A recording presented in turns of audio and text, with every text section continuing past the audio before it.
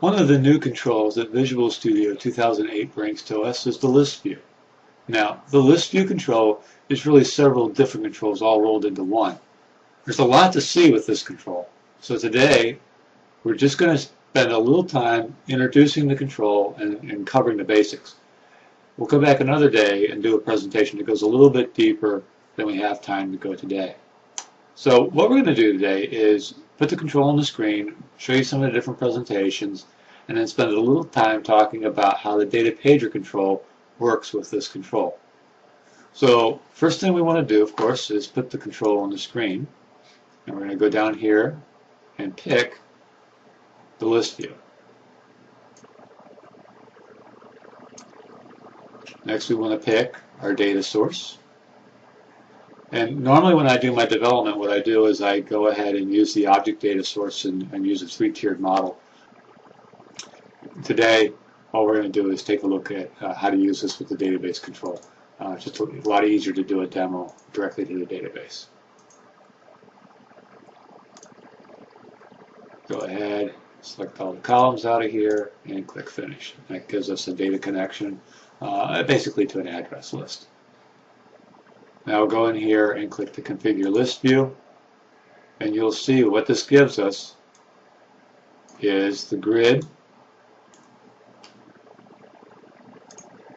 a tiled view, very much like our old-fashioned friend, the data list that we used to have, or we still have.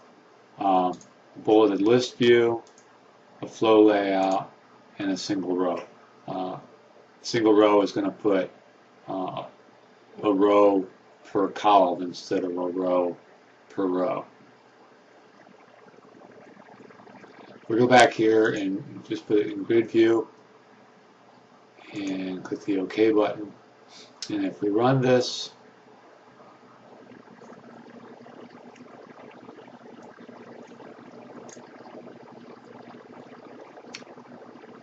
this gives us your basic list view.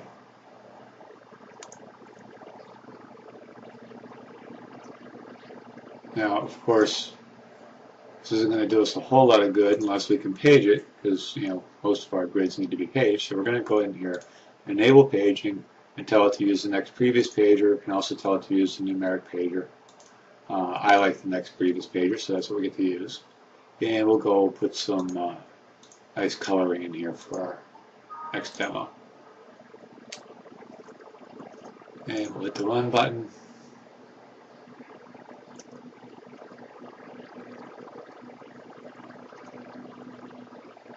And since I've only got 11 records in here, it's only going to page one time. It's automatically doing the disabling and everything for us. It's really nice. What if we want to page 5 records at a time? This is where things are a little bit goofy, maybe you might say, because in order to do any kind of real control in this control, it works a lot more like the repeater control from 2005, where we actually have to go into the ASPX source code and change some of the stuff there. So we're going to go in here and look in the layout template.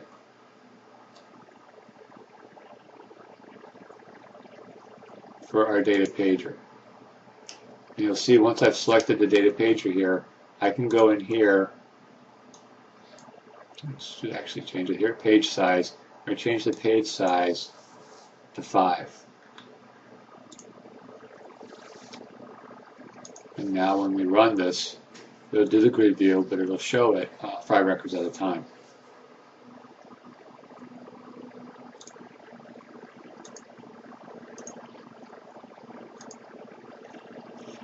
Now, so far I haven't shown you anything you couldn't do in 2005. We're just using a new control to do it.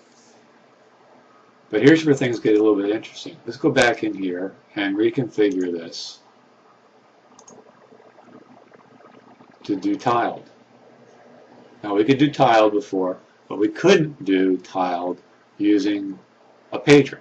As a matter of fact, I had a case where I needed a paged tiled control, a paged list view control, and I had to roll the paging myself back in those days. This was actually several years ago when I had to do this. Well, if I'd had this control, I wouldn't have had to do all that work.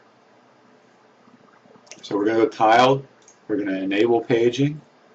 We're going to hit OK, regenerate. And actually, let me go back in here. I want the colorful presentation. So let's go back and regenerate this. Go with the professional layout here.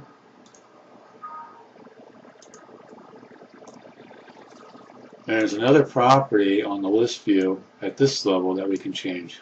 Column, group item count. So we can change this to 2, and now we get 2 columns. Or we can change it to 4. And we get 4 columns that way. We're going to leave it at 3. Now because we're at 3, we want to go change our paging. Right now it's just going to display everything in our grid. Let's go ahead and run that just so you can see it.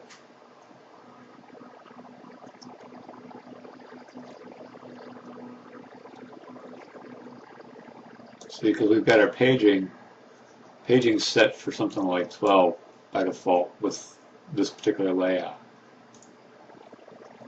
So let's go back in here. We'll leave it at 3, but again we're going to go back to our source view here.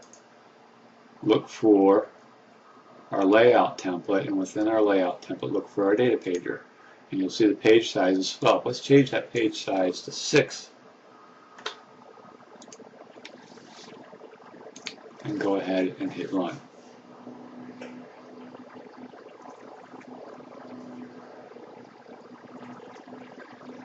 And that gives us